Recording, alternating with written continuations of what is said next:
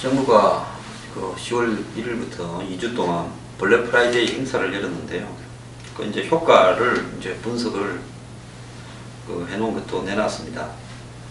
그래서 22개 주요 업체에서 매출이 7,194억, 작년보다 20% 늘었다. 그래서 이제 소비가 살아나고 있다, 낙관적이다 이랬는데, 또 한편으로는 내년 1분기가 소비 절벽이 될 것이다. 미리 소비를 내년에 할 거 조금씩 나눠서 할 걸 한꺼번에 땡겨갔었기 때문에 내년에는 소비가 줄어들 거다, 뭐 이런 이야기도 있습니다. 근데 그건 뭐 좀 지켜봐야 될 일이지만, 여기서 이제 중요한 것은 블랙 프라이데이 기간 동안에 누가 재미를 받느냐. 롯데, 현대, 신세계 백화점은 예년보다 2,670억 매출이 늘었답니다. 그 다음에 GS25, CU, 세븐일레븐 등 이것도 뭐 대기업하고 관계 있죠.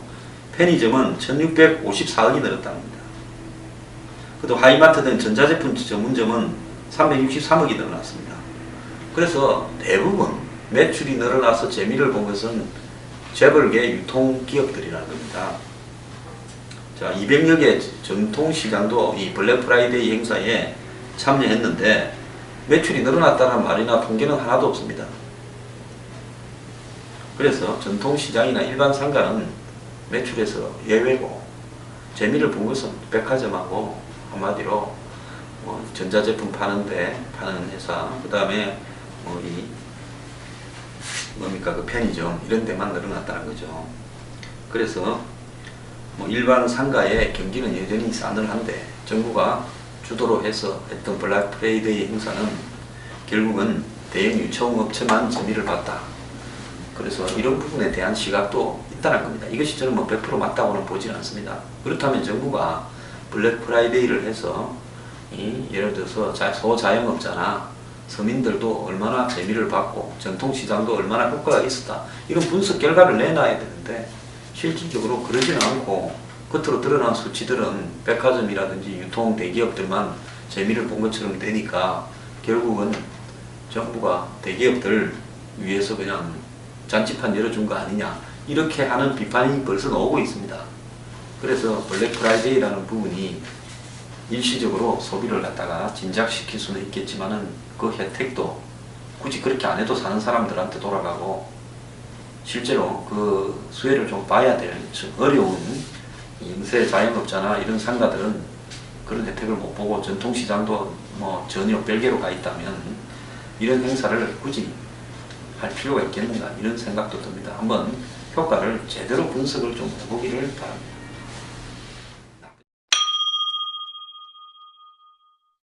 우리가 옛날에 어려울 때는요, 언제 가면 미국하고 어느 이 정도 차이 날 거다, 언제 가면 일본하고 이 정도 차이 날 거다, 이런 걸 위안으로 삼았는데요.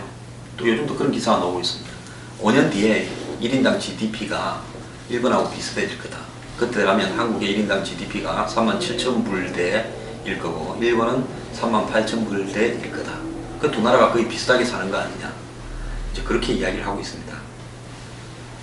그리고요, 또 이 실질 구매 지수라는 게 있습니다. 실질 구매 지수라는 것은 이제 이 구매력 평가, 즉 그 나라의 환율이라든지 물가 이런 걸 고려해 가지고 실제로는 그럼 얼마나 되느냐. 지난해 한국이 35,000불 정도였다, 일본이 37,000불 정도였다. 큰 차이가 없었다는 겁니다.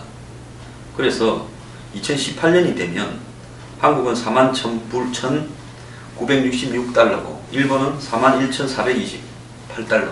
그러니까 구매력으로 보면 그때는 한국이 일본보다 나을 거다, 이런 이야기가 있습니다. 그리고 한일 간의 경제력 차이는 그건 GDP로 보통 이야기하는데, 지금은 그러니까 지난해로 보면 일본이 우리보다 GDP가 3.3배가 컸습니다. 그런데 2020년 5년 뒤가 되면 2.4배로 줄어들 거다, 이런 이야기들을 들으면 기분이 좋죠. 괜히 그냥 한국이 일본 수준에까지 살게 되는가, 지금도 일본하고 구매력 지수로 보면 비슷하게 산다, 이렇게 이야기를 하는데요. 근데 여기서 이제 실질적으로 우리가 이런 수치가 맞는지 안 맞는지를 떠나서 냉정하게 좀 본다면, 일본하고 한국하고 가서 거리를 보거나 주택가를 보거나 시골에 가보거나 이래 가서 보면요, 제가 볼 때 일본이 한국보다 훨 낫습니다. 자, 수치로 우리가 일본을 따라잡았다. 실제로 구매력으로 보면 벌써 일본만큼은 산다. 이렇게 이야기를 뭐 억지로 하면 수치상으로 그렇게 갖다 붙일 수는 있는데 정말로 우리가 그 정도 되는가는 국민들이 체감으로 잘 알 거라고 봅니다. 요즘 일본도 많이 갔다 오고 일본 사람도 한국에 많이 갔다 오지 않습니까? 그런 부분으로 봤을 때 이런 수치를 가지고 국민들에게 너무 환상을 심어주는 것보다는요, 한마디로 뭐 우리가 일본을 이제 따라잡았다라고 이야기하는 게 중요한 게 아니라 한국 내부에서 국민의 실질적인 삶의 수준이나 최소한 인간답게 삶을 누리는 사람 수준이 그래도 일본보다는 훨씬 나아졌다라고 자부할 수 있는 단계까지 가는 게 저는 맞다고 봅니다. 좀 실제 한국에요, 굉장히 어려운 서민들이 많은데 이 부분은 일본도 좀 많지만은 장기 경제 침체로 솔직히 한국, 일본 따라가려면 아직 멀었다라는 게 제 생각입니다. 그래서 자꾸 이런 걸 보여주면서요, 예를 들어서 경제난에 마치 주사 맞듯이 편안하게 느끼라고 하는 건지는 모르겠는데 이 기사가 난 때 붙어 있는 댓글을 보면 90%가 뭐 지금 뭐 하는 기사를 쓰고 있냐고 비판입니다. 그 국민들 다수가 그렇게 동의 안 한다는 겁니다. 그래서요, 이렇게 수치를 가지고 그냥 마음을 위로하려는 생각은 가상하지만 위로가 안 됩니다.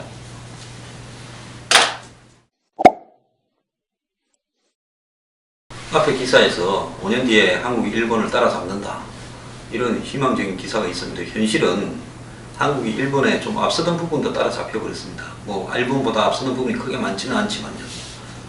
뭔가 뭐 관광입니다. 관광이야말로 진짜 한국이 일본보다 좀 앞서 있었고요. 그랬는데 일본은 뭐 가면 물가도 비싸고 좀 좋기는 뭐 좋지만 구경할 것도 많고 그래서 잘 안 가는 부분도 있었는데 최근에 일본이 이제 앞에가 N을 훨씬 많이 낮췄지 않습니까? 이러고 또 면세품을 한국처럼 뭐 대규모 백화점 몇 군데만 있는 게 아니라 편의점 수준의 면세품을 뭐 한 2만 개 이렇게 만들어버린 거 아닙니까? 이러면서 지금 한국에 오던 중국 관광객이나 해외 관광객이 일본을 폭주하고 있어요. 일본은 지금 가는 데마다 관광객으로 넘쳐나고 있다. 근데 한국은 뭐 메르스니 뭐니 탑도 있지만 뭐 10% 정도 줄었대요. 근데 관광객은 뭐 그 정도입니다. 솔직히 관광 인프라로 보면요, 일본보다 한국이 훨씬 모자랍니다. 일본에서는 가볼 만한 지방에 가는 것이요, 지방마다 공항이 있어서 거기에 바로 관광을 가는 부분, 또 그 지역에서 볼거리, 그래서 도시, 지방 도시 한 군데에서 주변만 둘러보면서도 3박 4일, 4박 5일 있을 만한 지역이 제가 볼 때 한 3, 40개 있습니다. 한국에 과연 그럴 만한 지방이 있냐, 인프라를 갖추고요. 그래서 부족한데 지금 9월달까지 3분기까지 양국의 관광객을 비교하면 한국은 958만 명, 일본은 1448만 명, 일본은 연말까지 2천만 명 넘긴다고 지금 큰 소리를 치고 있습니다. 그래서 이런 어떤 부분에는 단지 뭐 N저 현상이고 한국은 메르스 때문에 그렇다, 저는 그렇게 보지는 않습니다. 관광 인프라의 차이고요. 그 일본 같은 경우에는 2012년에 4,173개 면세점이, 그걸 갖다가 올 4월까지 18,779개. 한국의 면세점 몇 개입니까? 한국의 면세점요, 공항하고 주요한 호텔을 몇 개 있는 것밖에 더 있습니까? 한 두세 개밖에 더 됩니까? 왜 두세 개도 안 되죠? 이런 수준으로 그 한국이 이 일본의 관광 인프라를 따라잡지는 못합니다. 일본에 가면요, 굉장히 친절합니다. 뭐 식당, 택시부터요. 제가 일본 택시 타가지고 바가지 쓴 적이 한 번도 없습니다. 둘러가는 적도 없습니다. 동전까지 알아서 딱 놔놓습니다. 지폐주머니요. 그 함이 딱 있죠, 택시 기사 뒤에. 그 다음에 일본의 음식은요, 전 세계 사람들이 어디 가서 먹어도 싼 거는 싼 대로 라멘집은 라멘집부터 고급 식당은 고급 식당까지 다 먹을 만합니다. 이런 부분, 또 친절, 이런 부분에서요, 한국에 이 싸구려 관광객 데려와서 바가지 세우고 쇼핑 강요하고 안 좋은 숙소에 재우고 이런 어떤 부분들이 전혀 개선되지 않고 있는데요, 중국 관광객들 불러다가 한국에 다시 오고 싶냐 하면 다시 오고 싶다는 비율이 몇 프로인가는 다 잘 알고 있지 않습니까? 그래서 1번 따라잡는다고 자꾸 이런 큰 소리 치기 전에요. 따라잡고 있는 부분이라도 안 잡히게 좀 조심하십시오. 좀 있으면 삼성전자가 소니한테 다시 따라잡힐까 저는 걱정입니다. 대포차요. 이 대포차라 그러면 솔직히 말하면 차적이 없는 차죠. 그러니까 족보에 안 잡혀 있는 차인데요. 이 대포차는 범죄에서 이용되기도 하고 굉장히 위험합니다. 우리가 대포폰이라 그러면 남매의로 되어 있는 폰을 잠깐 쓰다가 버리는 거 아닙니까? 범죄자들이. 그래서 이 차도 대포차가 많은데 대포차 거래 사이트가 하나 잡혔는데요. 거래 규모가 600억이고 업자가 60억이나 벌었다는 겁니다. 그래서 뭐 벤츠, BMW, 뭐 제네시스부터 시작해서 아우디까지 하루 방문객이 5,000명이 넘고 그 사이트에 4년 동안에 2,700대를 팔았고 그래서 600억대의 거래를 해서 64억을 벌었다는 겁니다. 그래서 뭐 주인이 도박하고 술도 먹고 돈 잘 썼대요. 그런데 이제 이거 잡다 보니까 누가 사고 팔았냐? 지역준비생, 회사원, 자영업자, 대학생까지 있더랍니다. 조폭들만 대포차를 사는 게 아니에요. 그래서 이 대포차는 쌉니다. 왜 시세 절반밖에 안 되지요? 사면 위험하니까. 그 대포차를 사가 갖고 다니다 잡히면 처벌받죠. 그런데 20대 지역 준비생이 대포차 20대를 갖다가 사고 팔고 그러니까 나중에는 람보르기니까지 3천만 원에 샀다는 거 아닙니까? 그래서 왜 그랬냐 하니까 어리다 보니 돈이 없는데 좋은 차는 한번 타가 과시하고 싶고 그래갖고 차를 자꾸 사보다가 나중에는 람보르기니까지도 대포차를 타봤다는 거 아닙니까? 이 친구요 대포차로 원은 풀었겠지만은 우리나라에 대포차가 사이트 하나 잡았는데 이렇게 많이 잡히는데 이게 지금 얼마나 많이 들여 굴러다니는 게 있어요. 대포차요? 보험 안 되죠. 대포차한테 들이받치면 뭐 거의 대부분 뺑소니 할 겁니다. 뺑소니 안 하면 크게 처벌받는 게 구속되죠. 이런 대포차가 길거리에 굴러다니는 것 자체가 흉기가 굴러다닌다는 것 같고 또 대포차의 남발은 대부분 가짜 아니겠습니까? 그러니까 이 대포차 정말 경찰이 철저하게 더 단속을 해야 될 것 같습니다.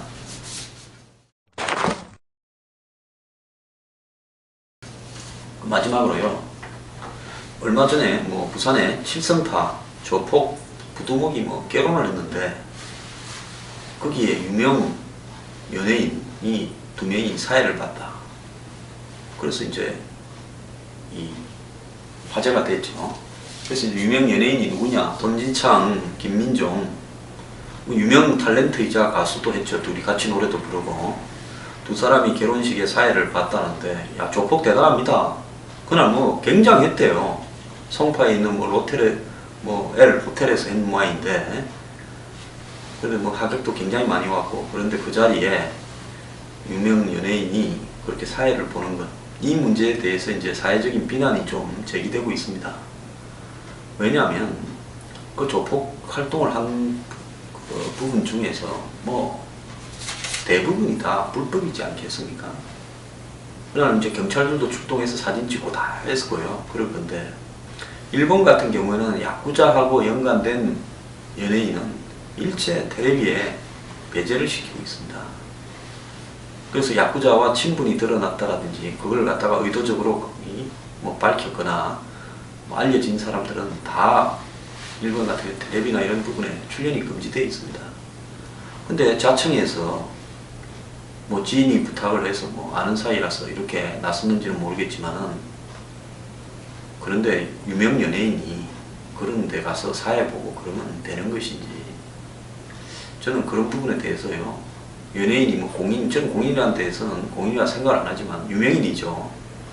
그 유명인은 자신의 행동에 대해서 책임을 져야 되죠. 왜냐하면 유명하기 때문에 먹고 사는 거 아닙니까? 유명하기 때문에 광고도 하고 유명하기 때문에 TV에 드라마도 출연하고 방송국에도 나오고 이럴 건데 유명인이 조폭 결혼식에 사회를 봤다.